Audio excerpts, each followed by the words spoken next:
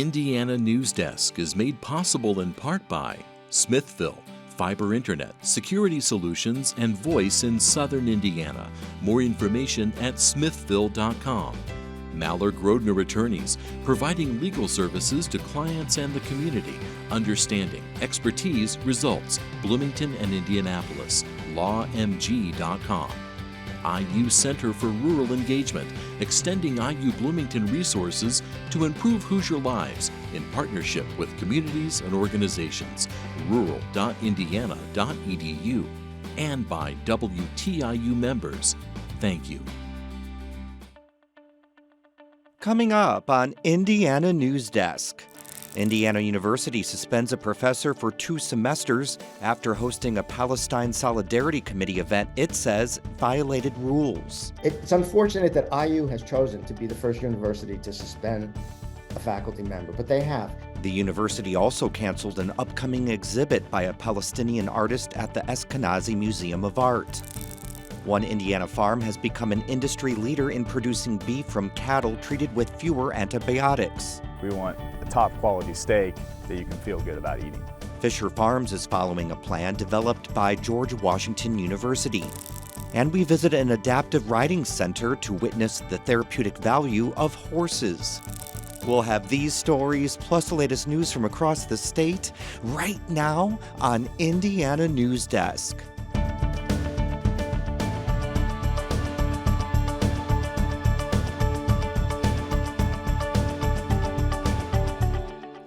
Welcome to Indiana News Desk. I'm Joe Wren.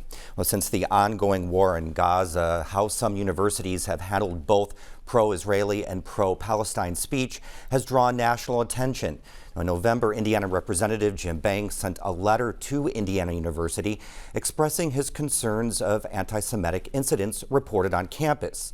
The university responded with an email saying, in part, IU's commitment to stand against anti-Semitism is deep and sincere. Hate has no home at IU, and acts of anti-Semitism and Islamophobia will not be tolerated. But this week, IU suspended Abdul Qadir Sano for 2 semesters after the Palestine Solidarity Committee hosted an event without an approved room request. Sano's an advisor of the group. Members of the IU faculty say IU is threatening academic freedom with this punishment and are calling for Sano's reinstatement. There needs to be a cessation of these kinds of political interferences in campuses and efforts to quash speech. An IU spokesperson says the university follows its procedures fully and is committed to academic freedom. Now, this week we learned that IU's Eskenazi Museum of Art had canceled a Palestinian-born artist exhibition scheduled to open next month after 3 years of preparation. In a 2-sentence letter from IU and the museum leadership, the team setting up the exhibition, Samia Halabi Centers of Energy, was told in late December it had been canceled for security reasons. But Madison Gordon, the great niece of the artist, says the university has not provided any examples of security threats. She has created a petition hoping to get IU President Pamela Whitten to reverse the decision by the museum. Alabi attended and taught at Indiana University. She's regarded as a pioneer in 20th century abstract art and one of Palestine's most acclaimed artists.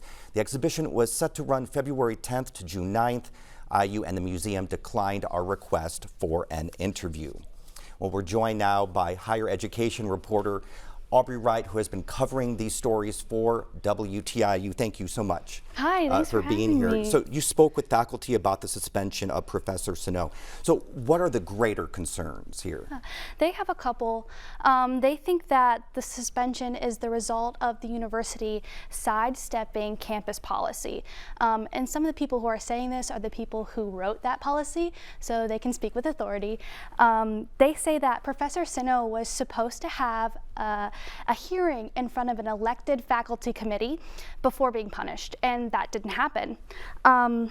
They're also really worried about academic freedom, we've heard many times in the last few weeks that a college campus is exactly where these kinds of intense political conversations should be happening.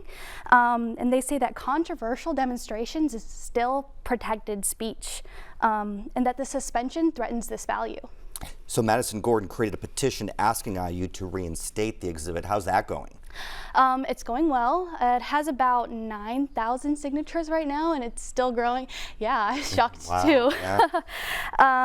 The news of this has really taken off. They've spoken with the New York Times, multiple art news organizations, some international news organizations have picked it up. And Gordon says that IU has sunk a lot of time and a lot of money into this exhibition, and they're hoping that this immense public pressure will reverse the decision to cancel it. So there's another story about possible plans to impeach the president of IU student government. What can you tell us about that? Yeah, 2 IU students resigned from the undergraduate student government last semester. In their resignation letter, they said that the president and the vice president ignored and neglected Jewish students. You remember this prompted Jim Banks to write that letter to IU. And after a couple weeks of investigating, the IU student government have recommended impeachment of those 2 leaders. Thank you so much for covering these stories for us. I'm sure more to come. Yes, thank you. Well, since the 1930s, antibiotics have changed the way the world treats and prevents diseases in humans and livestock. But overuse leads to resistance, and that can cause more disease and infections. Clayton Baumgarth reports on one Indiana farm that will be the first to achieve a new antibiotic-free standard for beef being developed by advocates from George Washington University. In October of last year, WTIU was invited to Fischer Farms in St. Anthony, Indiana.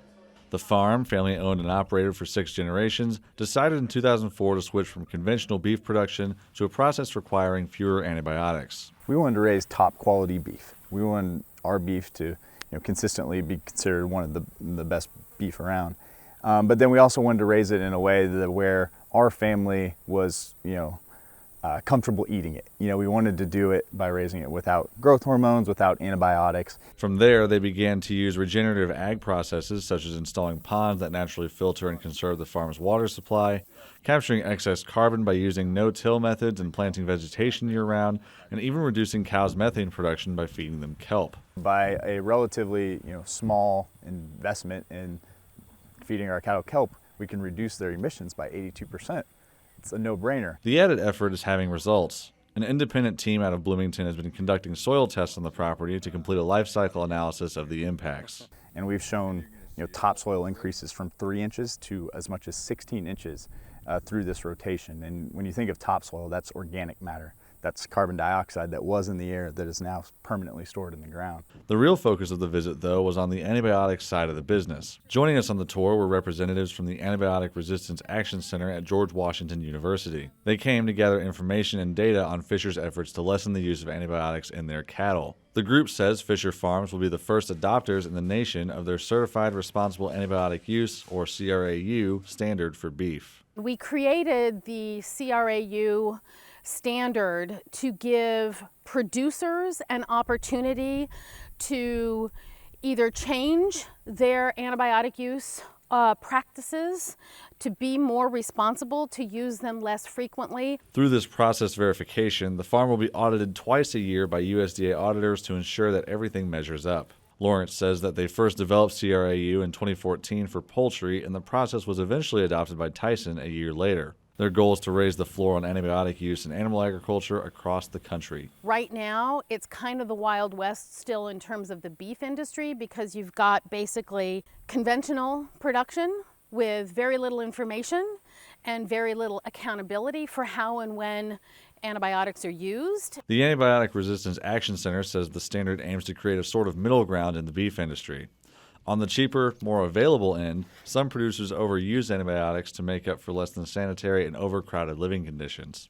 Alternatively, purely organic and antibiotic-free beef is in low supply and often comes at a higher cost to consumers. Under the CRAU standard, farmers can give antibiotics to their cattle if they get sick, but their use will be closely monitored. We need antibiotics when we as humans are sick. We need antibiotics when animals are sick, but we are not going to build an entire industry around the daily overuse and misuse of antibiotics that feeds antibiotic resistance. Process verification standards like this aren't uncommon. Many organic labels on meat products originate similarly, where an independent third party creates the standard and companies can choose whether to adhere to them depending on the product they're marketing. What this third party will generally do is basically do the audit and say, yes, these things are all happening. They are doing things as they stated, and they're verifying that process. It's not going to tell you that this product is better or higher quality or safer. That's up to the consumer. While Ebner personally wasn't aware of the CRAU standard becoming available to beef, he did say consumer demand is there. It's part of this whole idea of we want to preserve the efficacy of antibiotics, so let's use them as sparingly as possible. So, and for some consumers, they want to see that in their product, so they look for those labels. If the CRAU standard for beef develops as the one for poultry did, Fischer Farms in Indiana could be the first in the nation to adhere to a widely used system for marking beef products responsibly treated with antibiotics. That's something that we really try to stand by, is that we don't make you pick between the different benefits. We don't make you pick sustainable beef that doesn't taste good. We want a top quality steak that you can feel good about eating. For Indiana News Desk, I'm Clayton Baumgarth. Fischer Farms currently adheres to CRAU standards, but won't become the official adopter until the USDA does its official audit this spring. Well, we're joined now by Lucas Gonzalez for more headlines from around the state. Welcome back, Lucas. Thanks, Joe. Governor Eric Holcomb spent most of his final State of the State address reflecting on Indiana's accomplishments in his 7 years in office. Indiana Public Broadcasting's Brandon Smith reports Holcomb did have a big announcement for his final year in Tuesday's speech. Holcomb reflected on what he calls the Indiana model, which he describes as not being content with mediocrity and seeking excellence with giant leaps. To back up that argument, he cited some numbers. Since 2017, our GDP has grown by over $150 billion. Our private sector employment is up by 200,000 to an all-time high, while our unemployment rolls remain at historic lows. Holcomb stressed that his work isn't done, and he announced that his economic development initiative, Ready 2.0, will receive a boost from the single largest grant award in the history of the Lilly Endowment. $250 million to support Ready 2.0 projects focused on blight reduction, redevelopment, and arts and cultural initiatives throughout our entire state. For Indiana Public Broadcasting, I'm Brandon Smith at the State House. Senate Democratic leader Greg Taylor says the extra money is great news, but the agency that runs Ready 2.0, the Indiana Economic Development Corporation, has faced questions about accountability in recent months. And Taylor questions whether the program's dollars will be spent in a transparent way. And that we're not giving it to the private sector to create jobs that Hoosier taxpayers won't see any benefit from. The next round of Ready funding will be awarded in April. 6th District U.S. Representative Greg Pence says he won't run for re-election in 2024. He's the fourth incumbent from Indiana that won't continue on the U.S. House of Representatives. The conservative Republican says it was his experience as a Marine that led him to run to serve his country again. Pence took over the district once held for 12 years by his brother, former Vice President and Indiana Governor Mike Pence. With temperatures dropping this winter season, viral respiratory illnesses have been on the rise. Indiana is currently handling a trifecta of respiratory illnesses: RSV, the flu, and COVID-19. It is possible for people to get all three at the same time. IU Director of Public and Environmental Health, Graham McKean, says the key to avoiding the trifecta is prevention, especially getting your COVID and flu shots. So there's certainly time if you have not been boosted, which only 17% of Hoosiers have gotten the new bivalent vaccine. You still have time to do that. You still have time to get your flu shot. So both of those would still be advised. The new COVID-19 variant, JN.1, is super mutated and highly transmissible. Bloomington-based Cook Group is selling Cook Biotech, a life sciences company based in West Lafayette, to RTI Surgical. According to a release, Cook Biotech is a pioneer in developing devices that, quote, convert porcine tissue into a safe, regenerative xenograft biomaterial that physicians and surgeons believe in. The approximately 275 Cook Biotech employees will become RTI employees. Cook Biotech accounts for less than 2% of Cook Group revenues. And if you're looking to camp out in the Hoosier National Forest for the April 8th eclipse, now's the time to book a campsite. Reservations for March 29th through April 10th became available this morning for Hardin Ridge, Indian Salina Lakes, and Tipsaw Lake recreation areas in the forest. All campsites must be reserved ahead of time due to expected heavy influx of visitors for the total solar eclipse. And Joe, the Path of Totality will cover most of the forest. Yeah, better get those reservations quick. They're going to go fast. Thanks, Lucas. Coming up next on Indiana News Desk. An adaptive riding center in Bloomington caters to people with disabilities, veterans, seniors, and at-risk children. And we visit with Terre Haute's new mayor, 27-year-old Brandon Sackbun, who has hit the ground running. These stories and more right here on Indiana News Desk.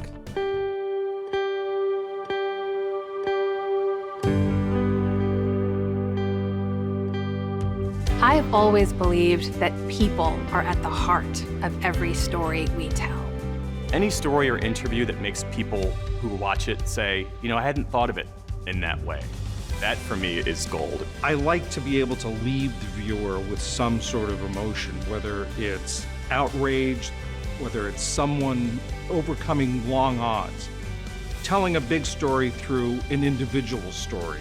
What makes the NewsHour different is that we have time to be thoughtful about the stories that we tell, the voices that we intend to elevate. I know the role that good journalism plays in making all of us feel more connected to each other, in helping all of us understand each other a little bit better. I see this as a mission, and I see this as a service.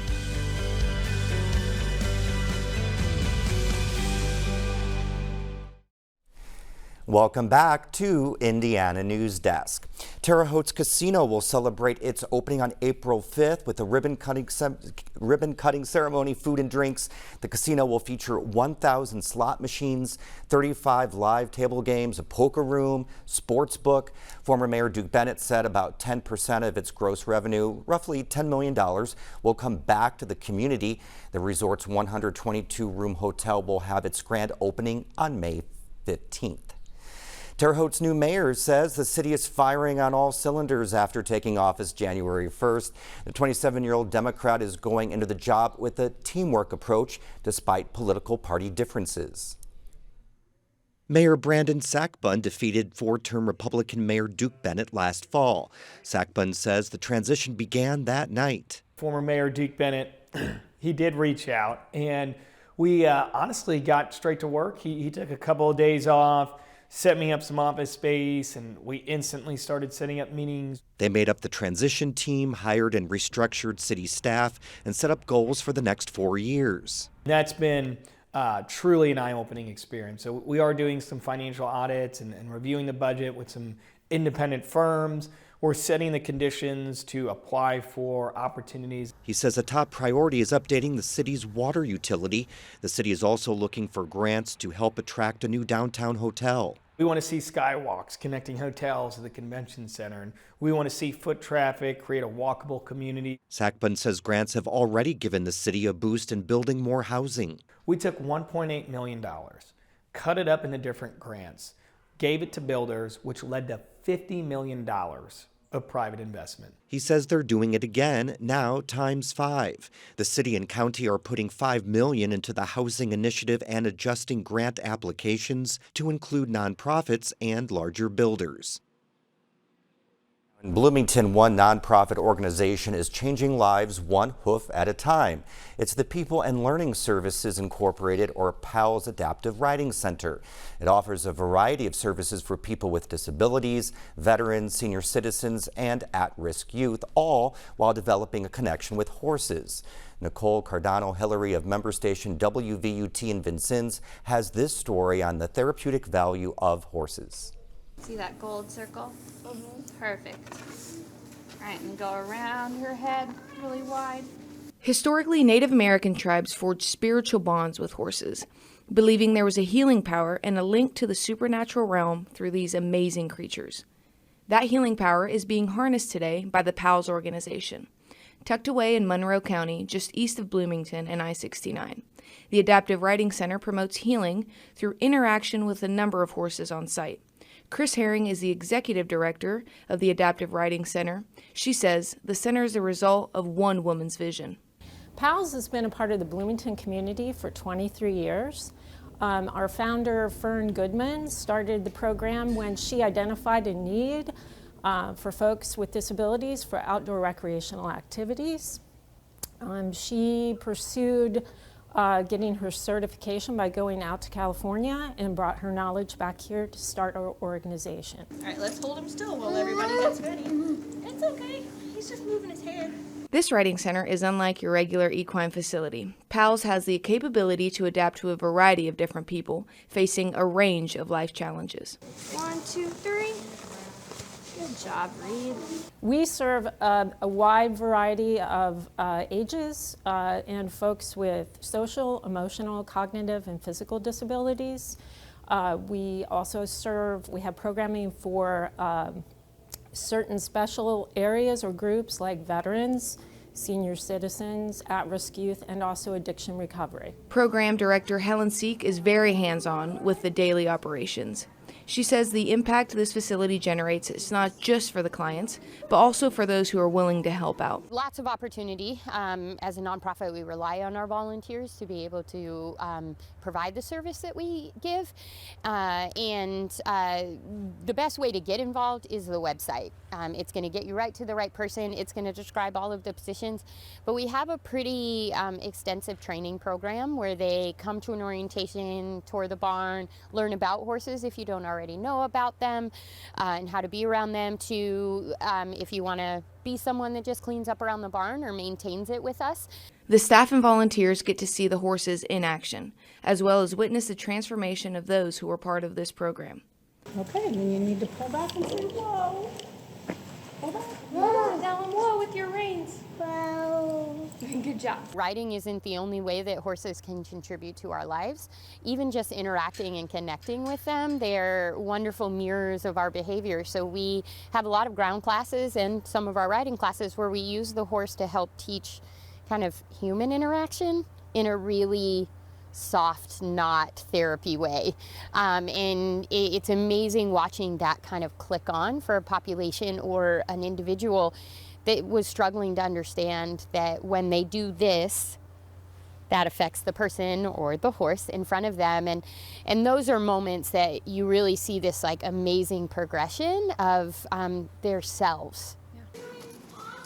All the horses at PALS have extensive training, which prepares them to interact with a wide variety of clients. These horses have the power to create a bond with each individual, no matter if they're on or off the horse. We go through about a month to a month and a half checklist approval program where we get them used to the environment here. It's very different therapeutic riding than even a lesson barn where the horses need to be able to handle stressors that they wouldn't normally handle. So we need to make sure, number one, that the horses will handle that in a healthy, happy way.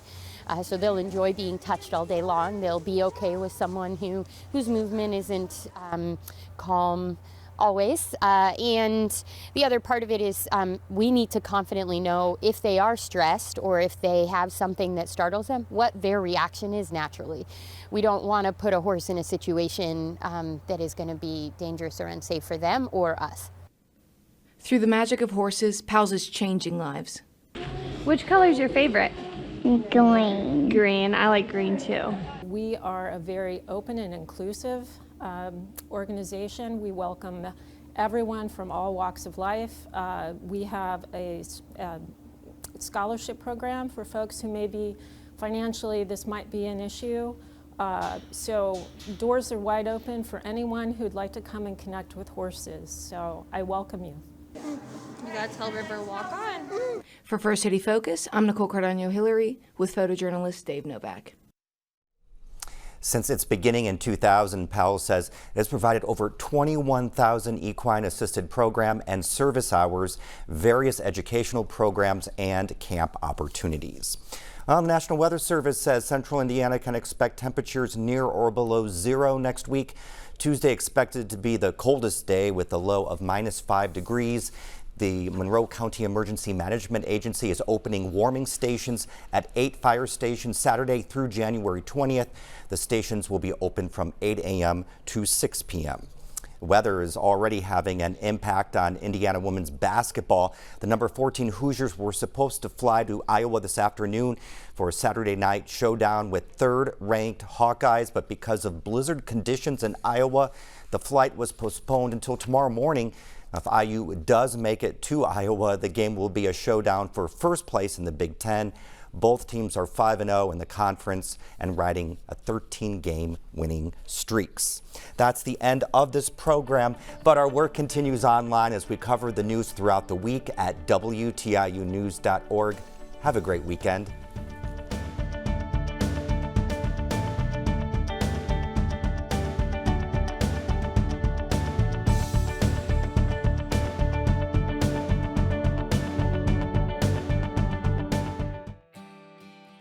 Indiana News Desk is made possible in part by Smithville, fiber internet, security solutions, and voice in Southern Indiana. More information at smithville.com. Mallard-Grodner Attorneys, providing legal services to clients and the community. Understanding, expertise, results. Bloomington and Indianapolis. lawmg.com. IU Center for Rural Engagement, extending IU Bloomington resources to improve Hoosier lives in partnership with communities and organizations. rural.indiana.edu. And by WTIU members. Thank you.